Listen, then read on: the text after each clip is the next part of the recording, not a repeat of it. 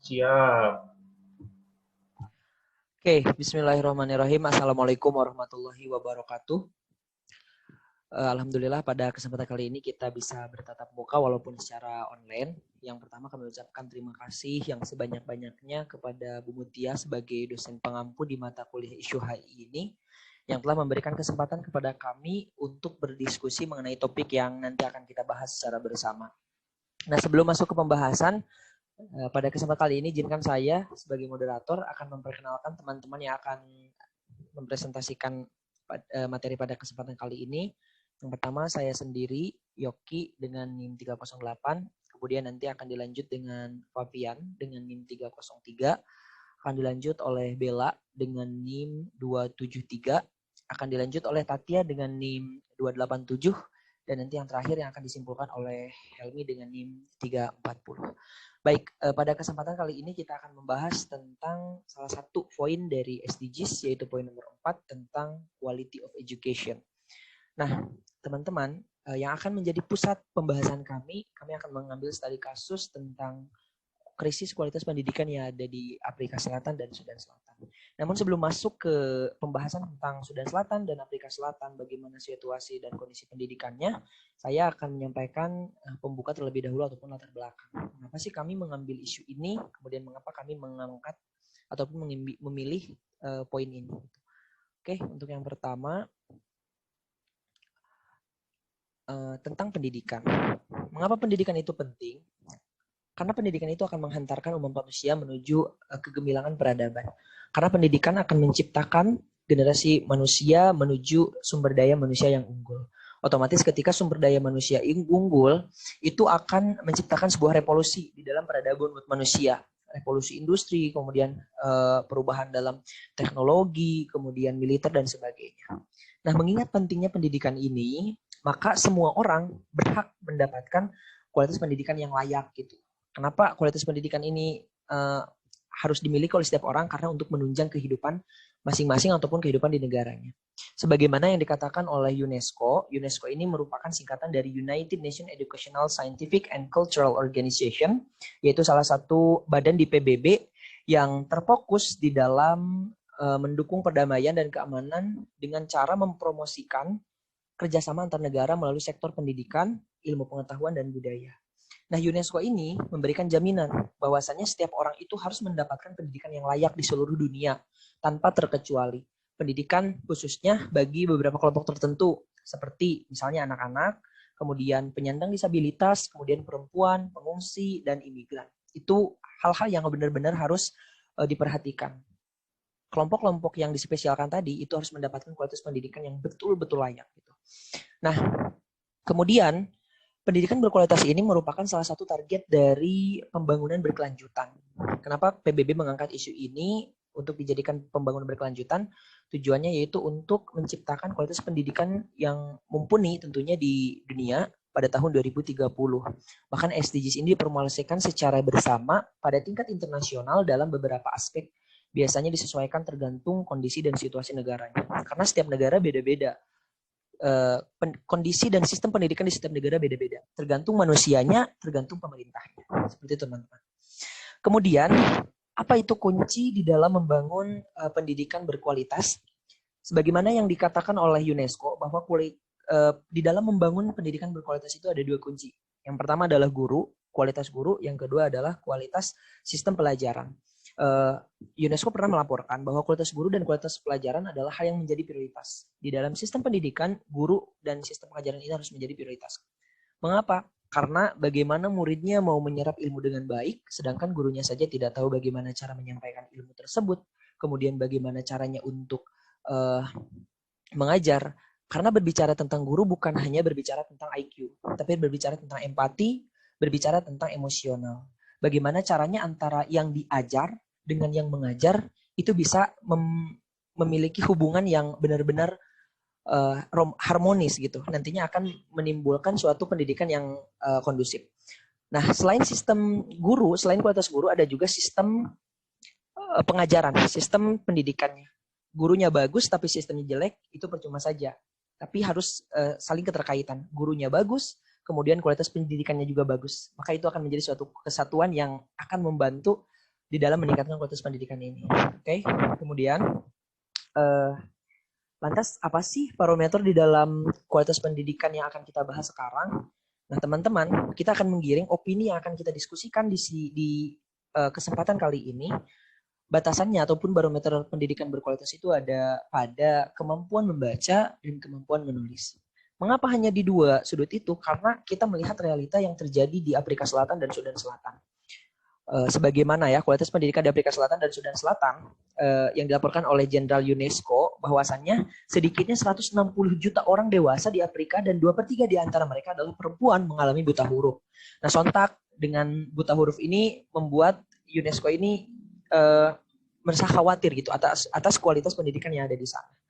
Makanya tadi barometer pendidikannya itu adalah dalam kemampuan membaca dan kemampuan menghitung.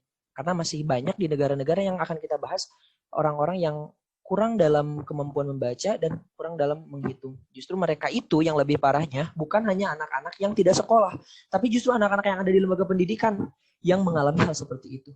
Nah, kemudian kenapa sih kami membahas tentang kualitas pendidikan di Afrika Selatan dan Sudan Selatan? Kenapa tidak negara yang lain? Yang pertama, karena memang di dua negara tersebut itu menjadi salah satu pusat perhatian kami adalah salah satu penyebab menurunnya kualitas pendidikan di sana itu ada diskriminasi antara kulit putih dan kulit hitam. Orang-orang yang kulit putih dominan lebih banyak mendapatkan kualitas pendidikan yang layak daripada orang yang berkulit hitam. Kemudian masih banyak terjadi hal-hal yang memang mengurangi kadar kualitas pendidikan yang ada di sana yang sangat unik sekali yang nantinya kita akan bahas, teman-teman. Kemudian kasus ini juga masuk ke dalam 4 indikator isu HI yang telah dijelaskan oleh Bung Tia pada pertemuan sebelumnya. Yang pertama, nah, isu ini memperoleh perhatian dari sebagian besar pemerintah seperti elit pembuat kebijakan. Karena kualitas pendidikan yang ada di Sudan Selatan sedang menurun, maka pemerintahnya pun berusaha gitu memperhatikan untuk menggratiskan pendidikan yang ada di sana. Kemudian isu ini mendapatkan liputan terus-menerus dari press dunia. Teman-teman bisa googling, bisa searching. Sekarang itu banyak yang meliput tentang kasus-kasus ini gitu. Berarti itu tandanya bahwasannya isu ini bukan isu hanya sebatas di negaranya, tapi menjadi isu internasional karena dipublikasikan oleh wartawan internasional juga. Kemudian menjadi objek studi para saintis di seluruh dunia. Banyak yang melakukan research, banyak yang melakukan penelitian-penelitian tentang kualitas pendidikan yang ada di negara tersebut sebagai bahan perbandingan tentunya bagi negara yang diduduki ataupun ditinggali oleh para ilmuwan tadi. Kemudian isu ini juga diperdebatkan di forum-forum internasional seperti World Education Forum gitu kan. Dalam forum pendidikan internasional juga selalu dibahas tentang isu-isu ini tentunya untuk kemajuan di dalam meningkatkan kualitas pendidikan yang ada di masing-masing negara. Nah, teman-teman, berangkat dari sana timbul tujuan. Kenapa sih kami melakukan penelitian ini? Penelitian ini ditujukan yang pertama agar kita itu semua tahu bagaimana sih sistem pendidikan yang ada di Afrika Selatan, bagaimana sistem pendidikan yang ada di Sudan Selatan. Sehingga kita akan tahu kelebihannya apa, kekurangannya apa faktor penghambat yang ada di sana. Mengapa pendidikannya bisa seperti itu? Kenapa sih tadi ada anak-anak yang sudah sekolah, tapi mereka itu tetap saja tidak bisa membaca dan tidak bisa menghitung. Nanti kita akan mengetahuinya. Kemudian nanti juga kita akan mengetahui respon internasional terhadap isu ini. Apakah mereka diam-diam saja, atau mereka melakukan pergerakan, atau apa upaya yang dilakukan PBB untuk menghadapi hal ini ataupun lembaga-lembaga internasional lain. Nanti akan kita ketahui secara bersama di pembahasan yang akan dibahas oleh teman-teman di depan. Mungkin itu prolog yang dapat saya sampaikan dan nanti akan diperjelas oleh teman-teman dalam pembahasan. Untuk selanjutnya kita akan membahas tentang kualitas pendidikan yang ada di Afrika Selatan yang akan disampaikan oleh saudara Papian. Kepada Papian dipersilahkan. Terima kasih Yogi. Selanjutnya saya di sini akan memaparkan mengenai fakta kualitas pendidikan negara-negara di Afrika. Sejak tahun 2014, kualitas pendidikan dan pelatihan untuk negara-negara Afrika kian memburuk. Seperti dikutip dalam The African Governance Report 2018, menyebutkan hal ini membuat banyak anak muda di Afrika tidak siap untuk memasuki lapangan kerja. Laporan itu menggunakan data dari Ibrahim Index of African Governance atau yang biasa disebut dengan IIAG, sebuah survei paling komprehensif di benua Afrika. IIAG menemukan angka masuk dan akses pendidikan ke perguruan tinggi masih rendah. Hal ini menghasilkan banyak populasi dari kalangan menengah muda yang semakin kesulitan masuk dalam lapangan kerja. Lalu para peneliti mengatakan mayoritas populasi Afrika sekarang rata-rata berusia 15 tahun ke atas. IAAG mengukur berbagai kriteria dari 54 negara di Afrika, mulai dari keamanan, hak asasi manusia, stabilitas, ekonomi, hukum, pemilihan bebas, korupsi, infrastruktur, kemiskinan, kesehatan, dan serta yang utama, pendidikan. Pembangunan demografik menjadi isu hangat di Afrika. Menurut PBB, antara tahun 2015 sampai 2050, pertumbuhan penduduk benua itu akan menyumbang setengah dari populasi dunia. Dan pada tahun 2050 akan naik 2 kali lipat dan dapat naik 2 kali lipat lagi pada tahun 2100. Next.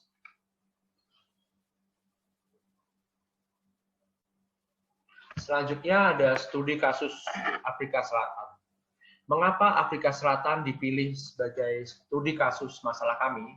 Karena Afrika Selatan adalah dengan populasinya yang multietnis, negara Afrika Selatan adalah tempat yang ideal untuk mempelajari tantangan negara berkembang, dan Afrika sendiri yang tertinggal, dan kursus studi pendidikan Afrika Selatan seringkali mengenakan biaya lebih rendah daripada banyak negara maju untuk kualifikasi yang sangat baik. Dan itu kata sendiri dalam menstrukturalisasi sistem pendidikan selepas era apartheid. Next.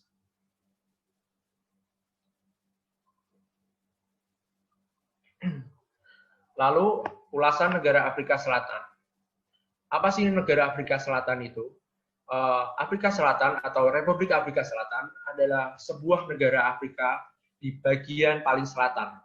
Afrika Selatan bertetangga dengan Nambia, Botswana, dan Zimbabwe di utara, Mozambik dan Swaziland di timur laut, serta keseluruhan negara Lesotho terletak di pedalaman Afrika Selatan. Saat ini Afrika Selatan adalah republik parlementer dengan 3 ibu kota, yaitu Pretoria, Bloemfontein, dan Cape Town, masing-masing dengan tanggung jawab politiknya sendiri. Selain itu, Afrika Selatan mengklaim sebagai ekonomi terbesar kedua di Afrika, menjadikannya lokasi yang menarik untuk bisnis perdagangan internasional. Negara ini juga merupakan pengekspor bakat internasional, yaitu aktor Trevor Noah dan Charlize Theron merupakan orang yang lahir di Afrika Selatan. Juga ada novelis C.M. Zoze dan Nadine Gordimer. Serta yang tidak kalah menariknya yaitu ada pengusaha besar Elon Musk pernah menyebut Afrika Selatan sebagai rumah. Boleh next?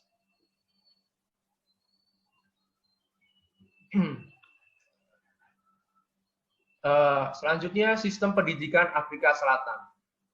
Dengan mengembangkan kembali fokusnya untuk membantu lulusan mencapai daya saing multikultural global dalam berbagai hal, hasil alami dari populasi Afrika Selatan yang beragam. Dengan dorongan saat ini untuk meningkatkan infrastruktur mereka, di negara Afrika Selatan, masa persekolahan hanya 13 tahun atau 13 tingkat. Di bawah sistem apartheid, sistem pendidikannya dirangkap berdasarkan warna kulit, yaitu kementerian yang berbeda untuk pelajar kulit putih, pelajar kulit berwarna, pelajar Asia, dan pelajar pribumi atau pelajar kulit hitam itu sendiri. Afrika Selatan pun memiliki suatu sistem pendidikan tinggi yang maju, dan juga dipisahkan mengikuti ras waktu era apartheid. Pada 1995 terdapat 385.000 pelajar yang belajar di 21 universitas dan 190.000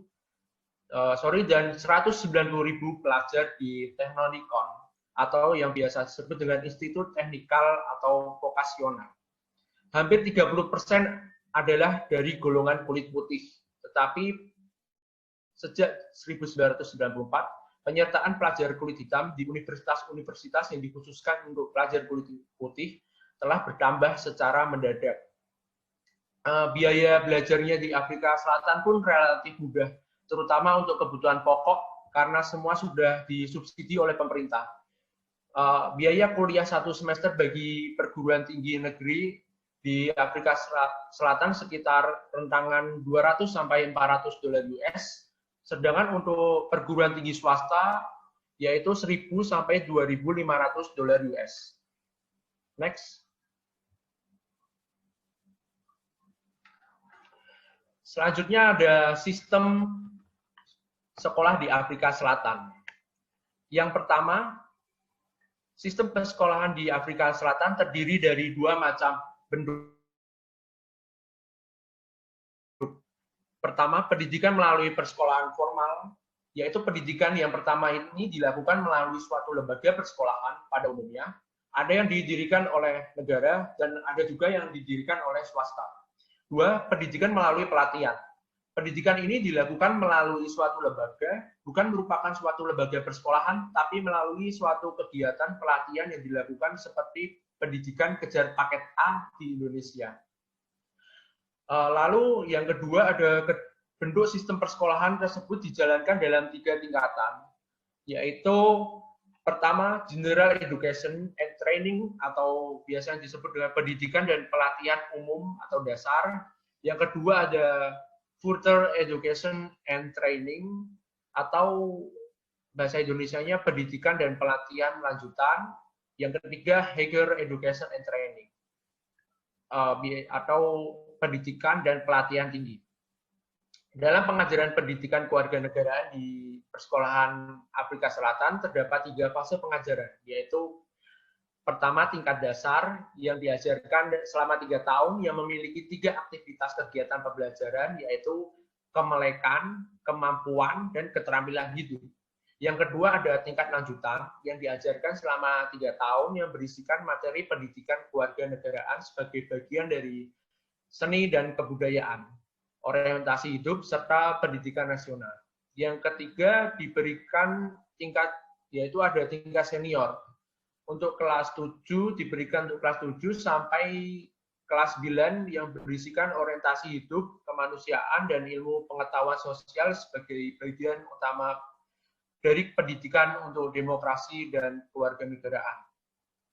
Dengan demikian, pendidikan kewarganegaraan secara kerangka sistematik diajarkan dalam tingkatan fase-fase dan hanya diberlakukan secara nasional pada tingkat pendidikan dasar saja, selanjutnya ditentukan oleh lembaga pendidikan yang bersangkutan. Next.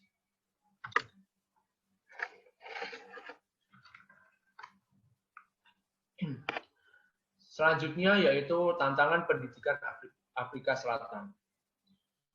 Strukturalisasi sistem pendidikan selama era apartheid merupakan tantangan yang besar bagi pemerintah negara ini.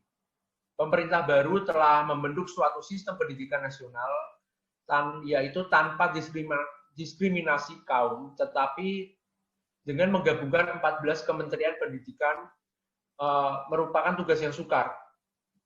Oleh karena itu, pada Februari 1996, Kementerian Pendidikan telah meluncurkan suatu kurikulum baru yang dinamakan Kurikulum 2005 atau Kurikulum 2005. Kurikulum ini akan menggantikan dasar pendidikan apartheid. Tujuannya yaitu memberikan tumpuan kepada hasilnya, yaitu pelajar akan menjadi lebih proaktif dalam lingkungan di sekitarnya dan juga di dalam masyarakat. Untuk mencapai tujuan itu, pada 1999 pemerintah telah menyediakan 5,7% anggaran belanja untuk sektor pendidikan, termasuk membangun 2.000 sekolah-sekolah baru, 65.000 ruang kelas yang baru, dan peralatan lengkap sejumlah 60.000, serta ada guru-guru yang terlatih dan 50 juta buku teks yang dicetak. Next.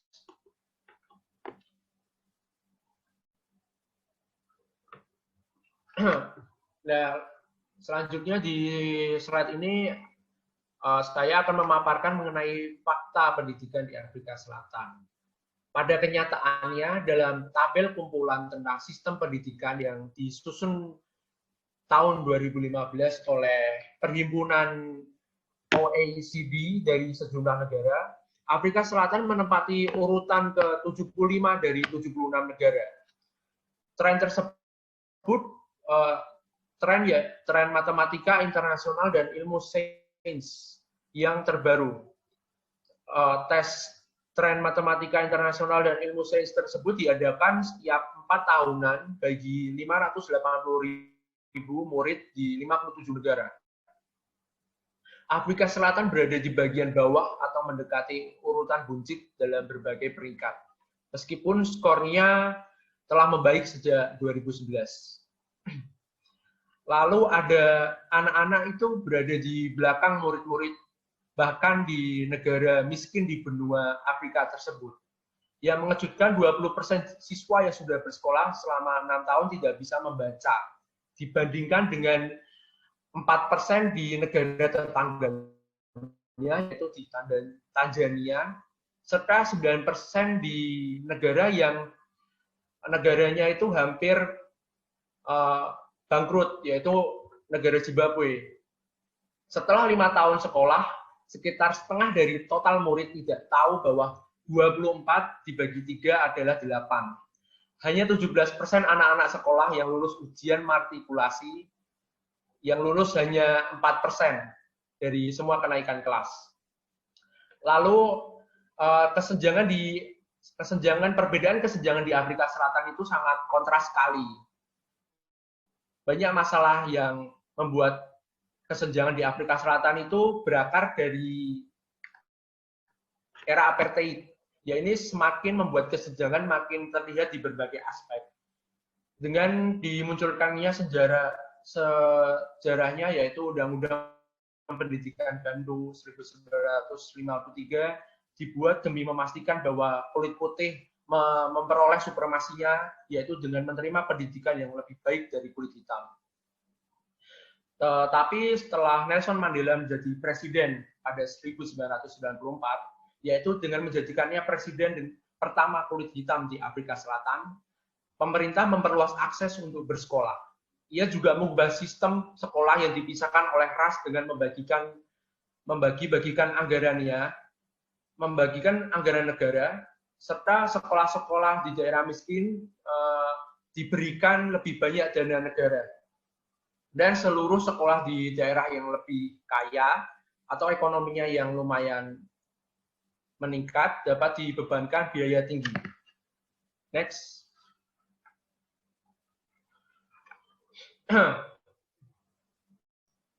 Dampak pandemi COVID-19.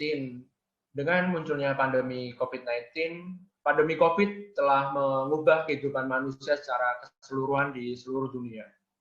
Pandemi telah bermanifestasi sebagai krisis yang beraneka ragam di segala bidang, seperti masalah dalam sistem kesehatan di banyak negara.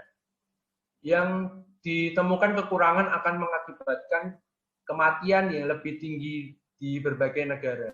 Lalu ekonomi global yang telah jatuh ke dalam resesi ekonomi, dan juga yang terakhir seperti pemerintah telah menutup sekolah dan lembaga pendidikan tinggi selama periode lockdown diterapkan.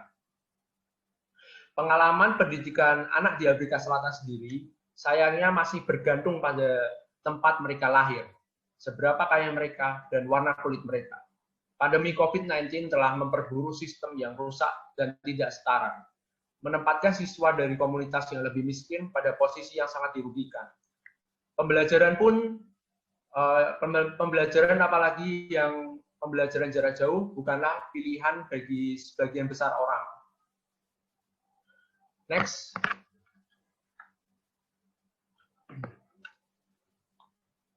Laporan Amnesty Internasional. Dengan adanya laporan Amnesty Internasional, yaitu di laporan yang didasarkan pada penelitian pustaka yang ekstensif dan eksklusif, termasuk analisa data statistik serta studi dan survei kelembagaan yang surveinya antara Maret 2020 dan Februari 2021. Di dalam survei tersebut disebutkan bahwa sistem pendidikan di Afrika Selatan harus dibentuk oleh warisan apartheid. Penelitian sebelumnya oleh Amnesty International menunjukkan berapa banyak komunitas yang terus hidup dengan konsekuensi dan keputusan politik ekonomi yang dibuat selama era apartheid, di mana orang dipisahkan menurut warna kulit mereka, dengan sekolah yang melayani komunitas kulit putih memiliki sumber daya yang jauh lebih banyak.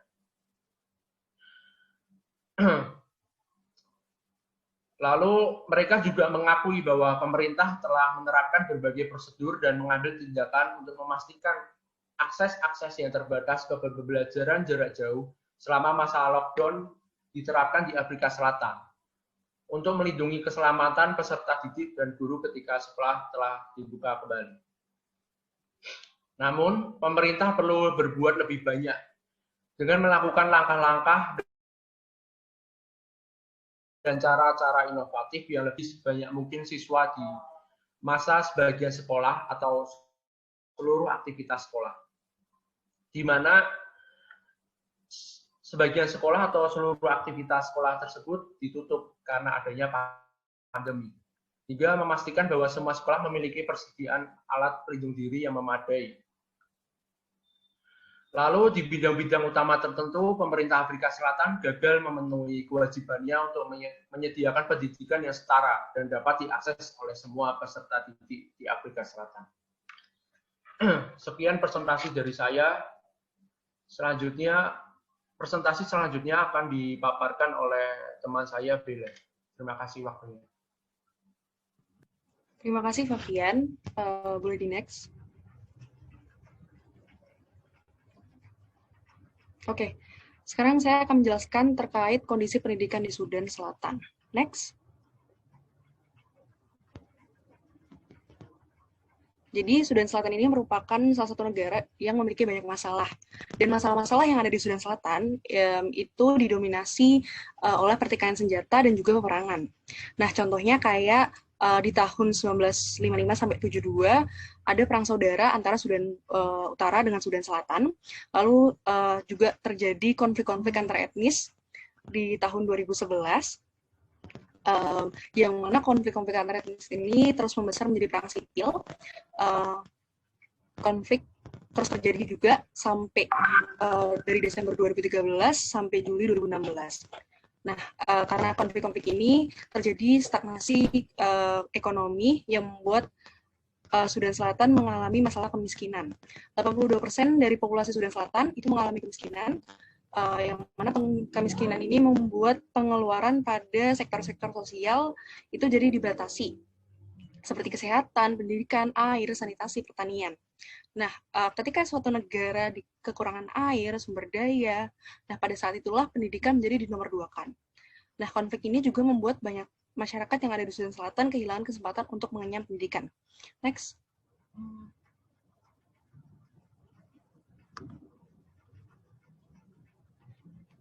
Oke. Lalu bagaimana dengan kualitas pendidikan yang ada di Sudan Selatan? Dikarenakan kemiskinan dan juga konflik yang terjadi, pendidikan yang ada di Sudan Selatan menjadi kurang dari tingkat anak putus sekolah di Sudan Selatan ada 72% anak sekolah dasar itu nggak bersekolah. Lalu di tahun 2018 ada 2,2 juta putus sekolah. Lalu tingkat melek huruf di Sudan menurut spesialis pendidikan dari UNESCO adalah yang terburuk di dunia berdasarkan statistik tahun 2009. Di Sudan Selatan juga adanya ketidaksetaraan gender dalam pendidikan itu juga terjadi, di mana kurangnya keterwakilan perempuan dalam setiap tingkat pendidikan di Sudan Selatan. Tingkat buta huruf perempuan mendekati 84%. Nah, ini beda dengan yang laki-laki 54%. Nah, hal ini, adanya ketidaksetaraan ini dikarenakan adanya pandangan di Sudan bahwa perempuan itu adalah pemborosan sumber daya, yang nantinya perempuan itu akan dinikahkan dan berdampak negatif jangka panjang dalam kebutuhan manusia dan pembangunan ekonomi. Nah, walaupun ada anak-anak di Sudan Selatan yang bersekolah, ternyata mereka juga tidak terfasilitasi dengan baik.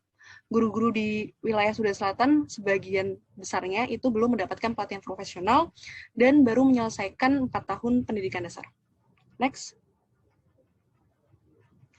Untuk sistem pendidikan di Sudan Selatan sendiri, itu Sudan Selatan memiliki kurikulum yang kurikulumnya itu berkompetensi dan juga diintegrasi dengan pendidikan perdamaian, keterampilan hidup, gender, HAM, dan juga kesadaran lingkungan di mata pelajarannya. Nah, kurikulum yang ini itu fokusnya pada pendidikan kesetaraan perempuan, promosi kesatuan, kewarganegaraan nasional, dan juga perdamaian. Nah, untuk kegiatannya terdiri dari kegiatan yang akademis dan co-kurikuler. Untuk tahapannya sendiri, ada early childhood, itu di 3-5 tahun, anak sekolah dasar, kelas 1-8, lalu kelas menengah 1-4. Next. Lalu gimana sih kondisi pendidikan yang ada di Sudan Selatan di masa pandemi COVID-19?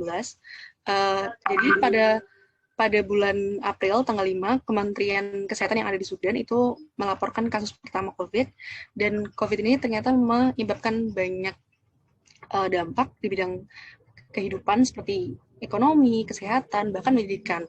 Nah, COVID ini telah membuat banyak adanya penutupan sekolah yang berdampak pada 91% siswa yang ada di dunia. Nah, salah satunya Sudan Selatan. Penutupan ini memberi dampak ke 2 juta pelajar yang ada di Sudan Selatan.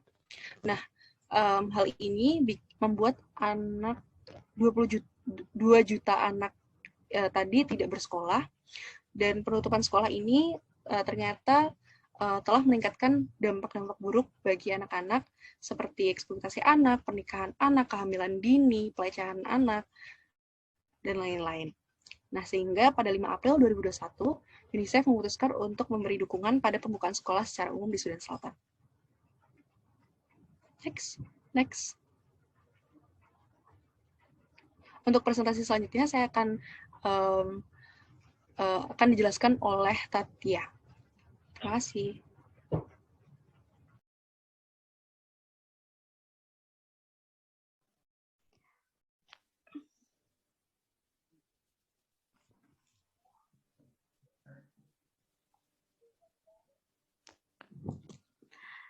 Baik, tadi sudah disampaikan oleh kedua teman saya mengenai kondisi pendidikan di Sudan Selatan maupun di Afrika Selatan. Nah, selanjutnya kita akan membahas tentang bantuan internasional untuk Sudan Selatan dan Afrika Selatan. Next. Nah, bantuan untuk Sudan Selatan ini yang pertama datang dari GPE atau Global Partnership for Education. Ini adalah sebuah organisasi internasional yang bergerak di bidang pendidikan dan memiliki tujuan untuk membenahi pendidikan serta edukasi di negara berkembang dan terbelakang. Nah, sistemnya GPE ini adalah mengajak beberapa organisasi serta negara untuk bermitra kepadanya. Nah, contohnya adalah Sudan Selatan ini adalah mitra dari GPE dari tahun 2012. Sedangkan World Bank, sebuah organisasi internasional, itu sudah menjadi mitra dari GPE semenjak tahun 2002. Next. Nah, selain itu, GPE ini mempunyai target utama untuk menggait kembali anak-anak yang putus sekolah untuk kembali bersekolah lagi. Nah, di tahun 2015, GPE ini memberikan hibah sukarela ditujukan untuk program GESP atau General Education Strategic Plan, yang dimana bertujuan untuk menanggapi segala kendala serta tantangan yang teridentifikasi dalam analisis pendidikan di Sudan Selatan. Nah, ibaratnya GESP ini adalah sebuah SDGs untuk menangani masalah pendidikan di Sudan Selatan. Nah, GESP ini berisi target-target yang harus dicapai dari periode tahun 2017 sampai 2022. Dikeluarkan oleh Kementerian Pendidikan Umum dan Pengajaran di Sudan Selatan atau Ministry of General Education and Instruction of South Sudan. Nah, GESP ini dianggap sebagai sebuah langkah yang besar untuk menyediakan akses pendidikan yang lengkap, setelah keterlibatan Sudan Selatan di GPA atau Comprehensive Peace Agreement di tahun 2005, dan disusul di mana di 2012 Dewan Legislatif Nasional Sudan Selatan ini mengeluarkan Undang-Undang Pendidikan Umum yang menyatakan bahwa pendidikan di Sudan Selatan itu harus gratis dan wajib. Nah, selanjutnya GSP ini juga mengajak keterlibatan para pelaku kemanusiaan LSM, serta organisasi masyarakat sipil, dan keterlibatan asosiasi guru maupun kementerian setempat. Nah, bisa next. Nggak cuma dari GPI aja yang membantu untuk menangani kasus pendidikan di Sudan Selatan, tetapi Uni Eropa juga turut tangan dalam kasus ini, di mana ia memberikan program darurat ke AWIL Sudan Selatan, salah satu wilayah di Sudan Selatan, dan Uni Eropa ini juga mendanai sebanyak 24,4 juta euro dengan tujuan yang pertama, meningkatkan akses ke peluang pembelajaran berkualitas untuk 75.000 anak laki-laki dan perempuan dari usia 6 sampai 18 tahun di lingkungan yang aman dan protektif di 4 negara bagian sebelumnya. Yang kedua, memberikan pelatihan dan bimbingan dalam layanan kepada 1.600 guru dan fasilitator anak usia dini. Yang ketiga, memberikan dukungan psikososial kepada 40.000 anak dan remaja yang terkena dampak konflik. Yang keempat, meningkatkan status gizi peserta didik SD di 4 wilayah yang ditargetkan dengan makanan sekolah harian sepanjang tahun akademik. Dan yang terakhir, melatih staf komite manajemen sekolah tentang penanganan dan pengelolaan makanan. Nah, alasan utama Uni Eropa ini ikut turun tangan dalam menangani kasus pendidikan di Sudan Selatan adalah karena Uni Eropa ini memiliki visi yang sama, di mana Uni Eropa percaya bahwa semua manusia berhak mendapatkan pendidikan yang berkualitas, bermutu, serta inklusif.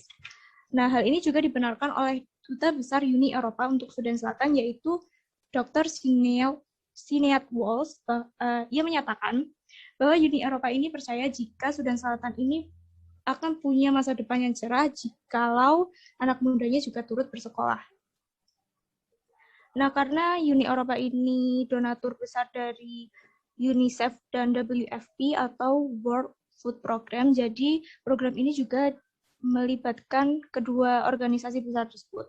Nantinya program ini tuh diharapkan untuk menjangkau wilayah Sudan Selatan yang sangat terpelosok dan minim kapasitas logistik, maaf. Oke, selanjutnya, next. Nah, bantuan internasional untuk Afrika Selatan ini datang dari ADEA atau Association for the Development of Education in Africa, yang dimana bahasa Indonesianya adalah Asosiasi untuk Pengembangan Pendidikan di Afrika.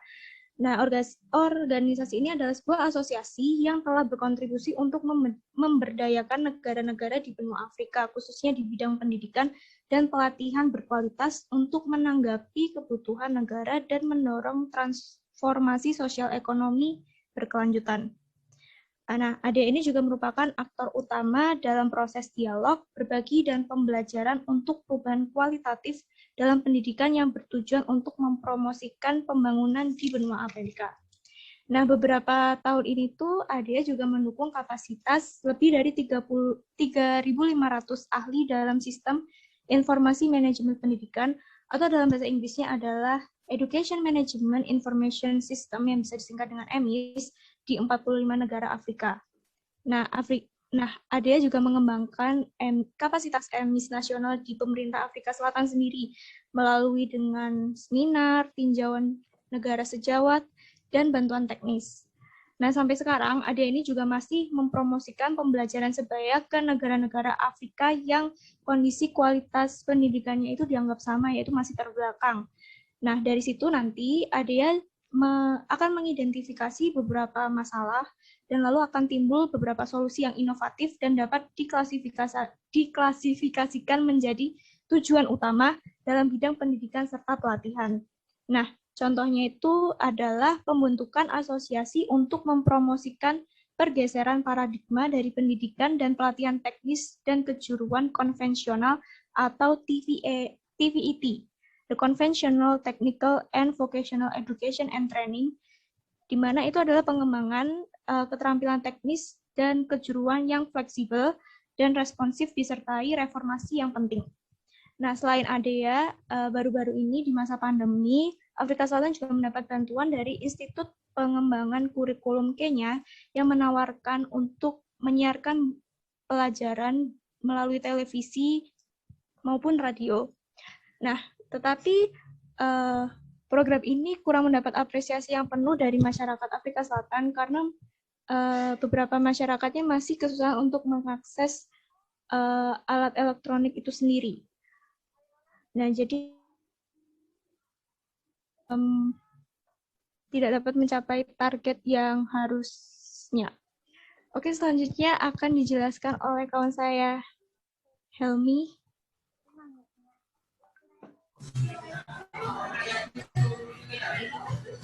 Oke, terima kasih sebelumnya untuk Satya. Nah, kali ini saya akan membahas apa aja sih yang harus dilakukan pemerintah dalam mengatasi masalah ini. Karena yang seperti kita ketahui, SDGs ini membutuhkan pendidikan yang layak untuk sesama.